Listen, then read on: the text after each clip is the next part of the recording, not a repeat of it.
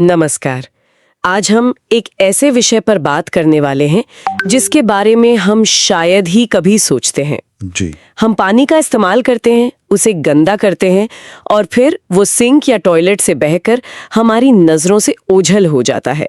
लेकिन उसके बाद उस गंदे पानी का होता क्या है? वो कहाँ जाता है? उसका अंजाम क्या होता है? बिल्कुल, आज हम इसी अपशिष्ट जल की कहानी को समझेंगे। और ये एक बहुत ही जरूरी कहानी है क्योंकि ये सीधे तौर पर हमारे स्वास्थ्य और पर्यावरण से जुड़ी है। हाँ, हम जो स्रोत सामग्री देख रहे हैं वो हमें इस पानी की पूरी यात्रा पर ले जाएगी, हमारे घरों से निकलने से लेकर वापस प्रकृति में लौटने तक।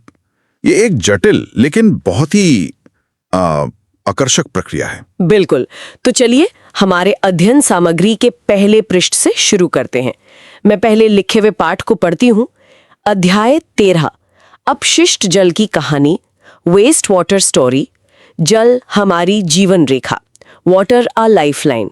विश्व जल दिवस, वर्ल्ड वाटर डे, 22 मार्च। अंतर्राष्ट्रीय दशक 2005-2015, जीवन के लिए जल, वाटर फॉर लाइफ। उद्देश्य, सुरक्षित पेयजल से वंचित व्यक्तियों की संख्या को आधा करना। तो इसका मतलब बहुत साफ है, जल हमारे जीवन के लिए सबसे जरूरी चीज है। जीवन रेखा। हाँ, जीवन रेखा। और इसी महत्व को समझाने के लिए हर साल 22 मार्च को विश्व जल दिवस मनाया जाता है। और संयुक्त राष्ट्र ने 2005 से 2015 तक के दशक को जीवन के लिए जल दशक भी घोषित किया था, जिसका एक खास लक्ष्य था। जी, लक्ष्य ये था कि दुनिया में जिन लोगों को साफ पीने का पानी नहीं मिलता उनकी संख्या को आधा कर दिया जाए। ये एक बहुत बड़ा लक्ष्य था। हमारी सामग्री में यहाँ एक चित्र भी है। जी, यहाँ चित्र में पानी की एक बड़ी बूंद दिखाई गई है। हाँ, इसका ऊपरी हिस्सा साफ और नीला है, जबकि जो निचला हिस्सा है वो गंदा और मटमैला है। ये क्या दर्शाता है? ये यही दिखाता है कि हमारा कीमती पानी कैसे हमारी वजह से, मतलब मानवीय गतिविधियों से प्रदूषित हो रहा है। तो अब अगले पृष्ठ पर चलते हैं। मैं पढ़ती हूँ। वाहित मल क्या है? सीवेज। वाहित मल घरों, उद्योगों, अस्पतालों और कार्यालयों से प्रवाहित किया जाने वाला अपशिष्ट जल है। इसमें वर्षा का जल भी सम्मिलित है जो सड़कों और छतों से बहकर आता है। यह एक द्रव रूपी अपशिष्ट है, लिक्विड वेस्ट। संदूषक, वे अशुद्धियां जो जल को दूषित करती हैं। तो वाहित मल यानी सीवेज, ये वो सारा गंदा पानी है जो हमारे घरों के बाथरूम से, किचन से, फैक्ट्रियों से और अस्पतालों से निकलता है। अच्छा, तो मतलब सिर्फ टॉयलेट का पानी नहीं? नहीं, बिल्कुल नहीं। और इसमें बारिश का पानी भी शामिल है जो सड़कों पर बहता है, अपने साथ सारी गंदगी लेकर आता है, वो भी इसमें मिल जाता है। तो ये एक तरह का तरल कचरा है। बिल्कुल, लिक्विड वेस्ट। और संदूषक उन सभी चीजों को कहते हैं जो पानी को गंदा करती है, मतलब अशुद्धियां। यहाँ एक और चित्र है जिसमें एक घर का अंदरूनी हिस्सा दिखाया गया है। जी, इस चित्र में दो तरह के पाइप दिख रहे हैं। एक नीले रंग का पाइप है जिससे साफ पानी घर में आ रहा है। सही। और दूसरा भूरे रंग का पाइप है जिससे बाथरूम, टॉयलेट और किचन का गंदा पानी यानी वाहित मल घर से बाहर जा रहा है। ये बहुत स्पष्ट रूप से समझाया गया है। हाँ, चलिए अब देखते हैं कि इस वाहित मल में होता क्या क्या है। वाहित मल का संगठन, कॉम्पोजिशन ऑफ सुएज। वाहित मल एक जटिल मिश्रण है जिसमें निम्नलिखित अशुद्धियां होती हैं। कार्बनिक अशुद्धियां, मानव मल, जैविक अपशिष्ट, तेल, यूरिया यानी मूत्र, पीड़कनाशी, फल, सब्जी का कचरा। तो इसका मतलब है कि गंदे पानी में कई तरह की चीजें मिली होती हैं। कार्बनिक यानी वो कचरा जो जैविक स्रोतों से आता है, जैसे मलमूत्र, तेल, सब्जियों के छिलके। हाँ बिल्कुल। और दूसरा है अकार्बनिक अशुद्धियां, नाइट्रेट्स, फॉस्फेट्स, धातुएं, मेटल्स। ये रासायनिक पदार्थ हैं, जैसे डिटर्जेंट से फॉस्फेट्स आते हैं, खेतों से नाइट्रेट्स आते हैं। आगे लिखा है पोषक तत्व, फॉस्फोरस और नाइट्रोजन युक्त पदार्थ। जीवाणु, बैक्टीरिया, हैजा, विब्रियो कॉलेरा और टाइफाइड वाले जीवाणु। और यही सबसे खतरनाक हिस्सा है, ये वो बैक्टीरिया है जो बीमारियां फैलाते हैं। आगे है अन्य सूक्ष्म जीव, पेचिश वाले प्रोटोजोआ और अंत में अन्य घुले और निलंबित ठोस पदार्थ। जी, मतलब वो गंदगी जो या तो पानी में घुली हुई है या फिर तैर रही है। ठीक है, तो अब ये गंदा पानी हमारे घरों से निकल तो गया, लेकिन फिर ये जाता कहाँ है? यहीं पर जल शोधन प्रणाली काम आती है। अच्छा, मैं पढ़ती हूँ जल शोधन प्रणाली, सीवरेज सिस्टम। सीवर, भूमि के अंदर पाइपों का जाल। मल विसर्जन प्रणाली, उद्गम से उपचार संयंत्र तक परिवहन तंत्र। मैनहोल, स्थान सीवर के संधि स्थल पर या मोड़ पर, दूरी प्रति 50 मीटर से 60 मीटर पर स्थित। तो ये पूरी प्रणाली गंदे पानी को ट्रीटमेंट प्लांट तक ले जाती है। सीवर मतलब जमीन के नीचे बिछे हुए पाइप। एक पूरा नेटवर्क। हाँ, और इन सभी पाइपों के नेटवर्क को सीवेज सिस्टम कहते हैं। और जो मैन होल हमें सड़कों पर दिखते हैं, वो ढक्कन जैसे, जी, वो हर 50-60 मीटर की दूरी पर या जहां पाइप मोड़ते हैं वहां बनाए जाते हैं, ताकि जरूरत पड़ने पर पाइपलाइन की सफाई की जा सके। यहाँ चित्र में भी एक शहर का दृश्य है जहाँ सड़क के नीचे बड़े बड़े पाइपों का नेटवर्क दिखाया गया है। बिल्कुल, ये पाइप अलग अलग घरों और इमारतों से गंदे पानी को इकट्ठा करके एक जगह मतलब ट्रीटमेंट प्लांट तक ले जा रहे हैं। तो अब पानी इस वेस्ट वाटर ट्रीटमेंट प्लांट या WWTP तक पहुंच गया है। जी, यहाँ क्या होता है? यहाँ सफाई का काम शुरू होता है, और वो भी कई चरणों में। चलिए पहला चरण देखते हैं। WWTP चरण 1, भौतिक उपचार, फिजिकल ट्रीटमेंट। शलाका छन्ने, बार स्क्रीन्स। अपशिष्ट जल को ऊर्ध्वाधर लगी छड़ों से गुजारा जाता है। क्या अलग होता है? रिमूव्ड आइटम्स, कपड़ों के टुकड़े, डंडियां, डिब्बे, प्लास्टिक के पैकेट, नैपकिन। तो जैसा कि नाम से ही पता चल रहा है, भौतिक उपचार। हाँ, इसमें कोई केमिकल इस्तेमाल नहीं होता। हाँ, गंदे पानी को बस लोहे की सलाखों वाली एक बड़ी जाली से गुजारा जाता है, जिसे बार स्क्रीन कहते हैं। अच्छा, तो ये बस बड़े कचरे को पकड़ने के लिए है। बिल्कुल सही। इसका काम है पानी में मौजूद बड़ा बड़ा कचरा जैसे प्लास्टिक, कपड़े, डिब्बे, इन सबको अलग करना, ताकि वो आगे जाकर मशीनों में ना फंसे। चित्र में भी यही दिखाया गया है। गंदा पानी बह रहा है और उसके रास्ते में लोहे की सलाखों की एक दीवार है जो कचरे को रोक रही है। जी बिल्कुल। ठीक है, तो बड़ा कचरा तो निकल गया, अब आगे क्या? अब बारी है भारी कचरे की। मैं पढ़ती हूँ WWTP चरण 2, ग्रिट और बालू हटाना। ग्रिट और बालू अलग करने की टैंकी। नियम, जल के प्रवाह की गति को कम लो स्पीड किया जाता है ताकि भारी कण पेंदी में बैठ सके। बालू, ग्रिट, कंकड़, पत्थर। तो दूसरे चरण में पानी को एक बड़ी टंकी में भेजा जाता है, और यहाँ एक बहुत साधारण सा विज्ञान का नियम काम करता है। वो क्या? पानी के बहने की रफ्तार को बहुत धीमा कर दिया जाता है। उससे क्या होता है? जब पानी धीरे धीरे बहता है तो उसमें मौजूद भारी चीजें जैसे रेत, मिट्टी, छोटे छोटे कंकड़, वो गुरुत्वाकर्षण के कारण अपने आप नीचे तल पर बैठने लगते हैं।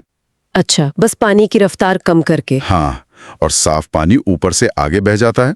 चित्र में भी एक लंबी टंकी दिखाई गई है जहां भारी कण नीचे जमा हो रहे हैं। जी, कमाल है। तो अब तैरने वाला कचरा और भारी कचरा दोनों हट गए, लेकिन अभी भी बहुत सी गंदगी बाकी होगी। हाँ, अब असली गंदगी की बारी है, जो पानी में घुली हुई है या बहुत महीन है। तो अब आता है चरण 3, WWT चरण 3, अवसादन, सेडिमेंटेशन, स्पष्टीकरण टंकी, क्लैरिफायर टैंक। तेल और ग्रीस अपमथित्र द्वारा हटाया जाता है। आपंक, स्लज, ठोस मल जो पेंदी में बैठ जाता है, खुरच कर स्क्रेपर द्वारा हटाया जाता है। निर्मलीकृत जल, क्लैरिफाइड वाटर। ये एक बहुत महत्वपूर्ण चरण है। पानी को अब एक बहुत बड़ी गोल टंकी में रखा जाता है, जिसे क्लैरिफायर कहते हैं। और यहाँ पानी को कुछ देर शांत छोड़ देते हैं। बिल्कुल, कुछ घंटों के लिए। इससे दो चीजें होती हैं। एक, जो ठोस गंदगी है जैसे मल, वो भारी होकर धीरे धीरे नीचे बैठ जाती है।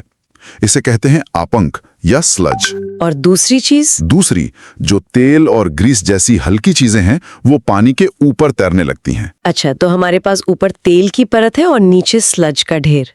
इन्हें हटाते कैसे हैं? ऊपर तैरते तेल को एक स्किमर नाम की मशीन से हटा लिया जाता है, और नीचे जो स्लज जमा हुआ है उसे एक घूमने वाले स्क्रैपर से खुरच कर निकाल लेते हैं। और बीच में जो पानी बचता है वो पहले से काफी साफ होता है। उसे निर्मलीकृत जल कहते हैं। यहाँ चित्र में भी एक बड़ी गोल टंकी है जिसमें स्किमर और स्क्रैपर दोनों लगे हुए हैं। जी, ये पूरी प्रक्रिया को दिखाता है। अब ये जो अपंक या स्लज इकट्ठा हुआ, जो सुनने में ही काफी गंदा लगता है, इसका क्या करते हैं? यहीं पर यह प्रक्रिया सबसे दिलचस्प हो जाती है। हम इस कचरे को फेंकते नहीं हैं, तो फिर हम इससे कुछ काम की चीज बनाते हैं। मैं पढ़ती हूँ। आपंक का उपचार ये चरण 3 से निकला हुआ ठोस कचरा है। आपंक को एक पृथक टंकी में भेजा जाता है। अवायवीय जीवाणु ये ऑक्सीजन की अनुपस्थिति में मल का अपघटन करते हैं। इससे बायोगैस और शुष्क आपंक बनता है। तो इस स्लज को एक बंद टंकी में डाला जाता है जिसे डाइजेस्टर टैंक कहते हैं। और इस टैंक में क्या होता है? इस टैंक में खास तरह के बैक्टीरिया होते हैं, अवायवीय जीवाणु, मतलब जिन्हें ऑक्सीजन की जरूरत नहीं होती। एकदम सही।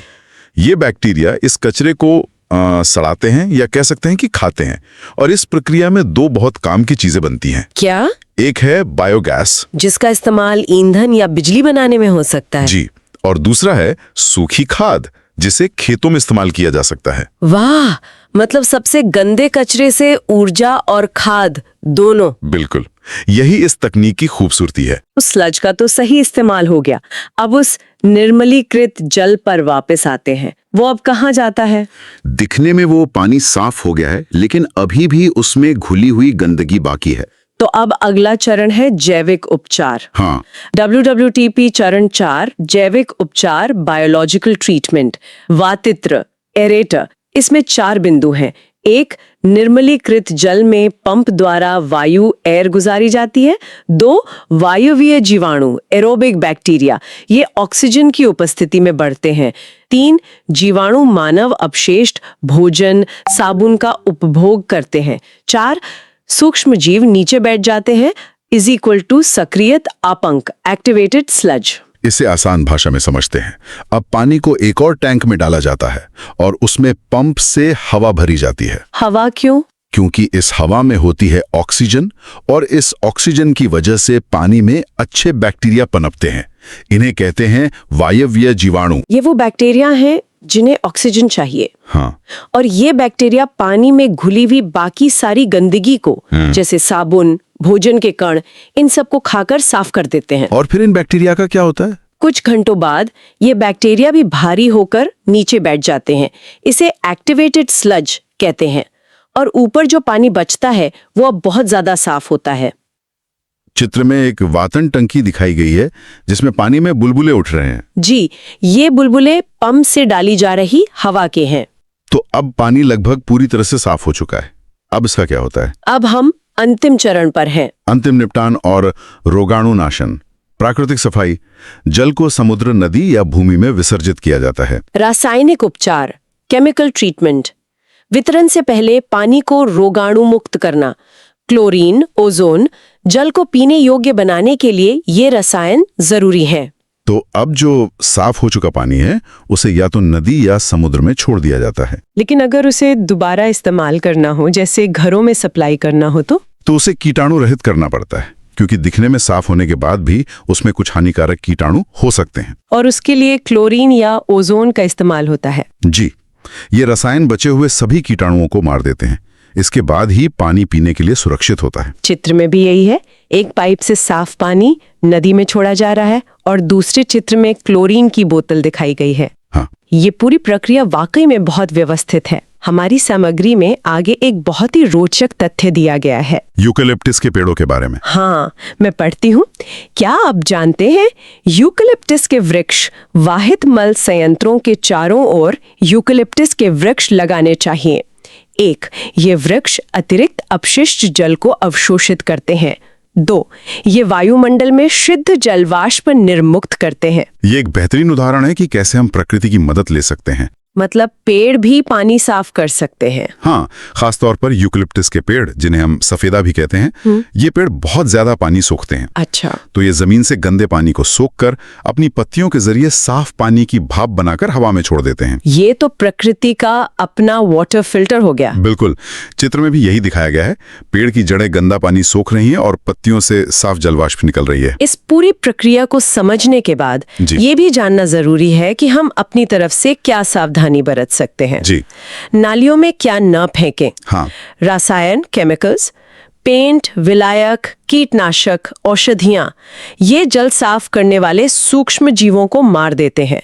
कूड़ेदान में फेंकें। ये बहुत जरूरी है। जब हम पेंट या दवाइयां नाली में फेंकते हैं तो ये रसायन ट्रीटमेंट प्लांट में जाकर उन अच्छे बैक्टीरिया को मार देते हैं जो पानी साफ कर रहे हैं, जिससे पूरी प्रक्रिया ही खराब हो सकती है। हाँ बिल्कुल। दूसरा बिंदु है ठोस कचरा, सॉलिड वेस्ट।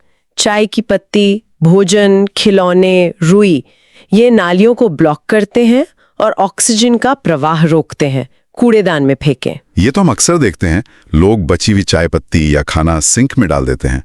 ये चीजें जाकर पाइप को जाम कर देती हैं। तो इन सभी चीजों को कूड़ेदान में ही डालना चाहिए हमेशा। अब बात करते हैं स्वच्छता और रोगों की। स्वच्छता और रोग, सैनिटेशन एंड डिजीज। अनुपचारित मानव मल, स्वास्थ्य संकट।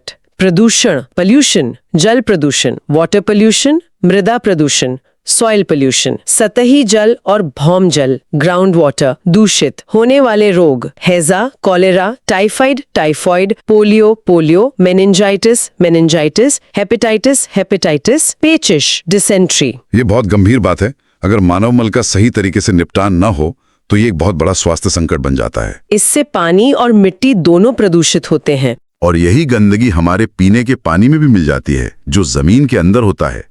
और ऐसा गंदा पानी पीने से हैजा, टाइफाइड, पोलियो जैसी कई खतरनाक बीमारियां फैलती हैं। लेकिन भारत में कई जगह हैं जहां सीवर लाइनें नहीं हैं। वहां के लिए क्या व्यवस्था है? बिल्कुल, ऐसी जगहों के लिए वैकल्पिक व्यवस्थाएं अपनाई जाती हैं। मैं पढ़ती हूँ, वाहिद मल निपटान की वैकल्पिक व्यवस्था। जहां सीवर लाइन नहीं है, अस्पताल अलग घर, सेप्टिक टैंक, रासायनिक शौचालय, कंपोस्टिंग पिट्स। जी, ये कुछ तरीके हैं। जैसे सेप्टिक टैंक जमीन के नीचे बनाए जाते हैं। रासायनिक शौचालय अक्सर मेलों या कंस्ट्रक्शन साइट पर दिखते हैं। और एक और महत्वपूर्ण तरीका यहाँ बताया गया है। हाँ, महत्वपूर्ण, कृमि प्रसंस्करण शौचालय। मानव मल का उपचार केंचुओं द्वारा।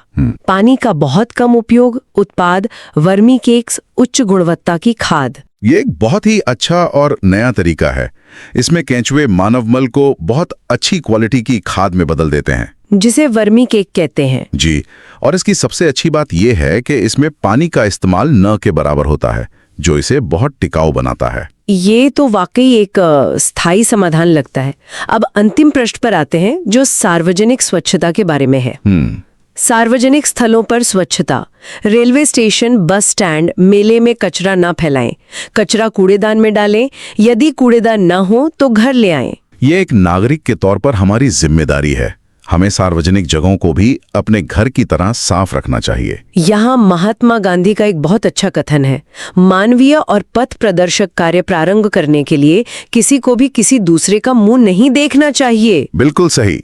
मतलब अच्छे काम की शुरुआत के लिए किसी और का इंतजार नहीं करना चाहिए, खुद पहल करनी चाहिए। और अंत में लिखा है, स्वच्छ भारत अभियान 2016, उद्देश्य प्रत्येक व्यक्ति के लिए शौचालय। इसी सोच पर 2016 में स्वच्छ भारत अभियान शुरू किया गया था, जिसका एक बड़ा लक्ष्य था कि भारत में हर व्यक्ति के पास शौचालय की सुविधा हो। आज हमने अपशिष्ट जल की पूरी कहानी को समझा।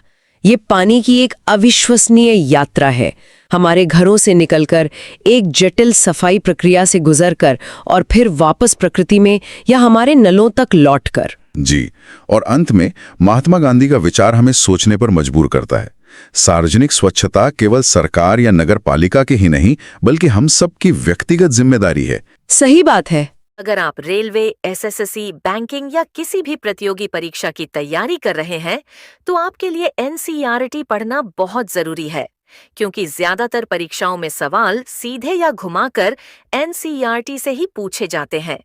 इसीलिए हमने आपके लिए कक्षा 6 से कक्षा 12 तक के एनसीईआरटी नोट्स तैयार किए हैं, जो सरल भाषा और परीक्षा उपयोगी हैं। अगर आप ये नोट्स लेना चाहते हैं तो अभी व्हाट्सएप नंबर 9229909706 पर मैसेज करें। नोट्स की कीमत बहुत कम है, तो बिना देर किए अभी मैसेज करें। अगर आपको यह वीडियो पसंद आए तो कृपया लाइक करें। जो लोग अभी तक चैनल को सब्सक्राइब नहीं किए हैं वे जरूर सब्सक्राइब करें। नीचे कमेंट बॉक्स में अपना फीडबैक अवश्य दें।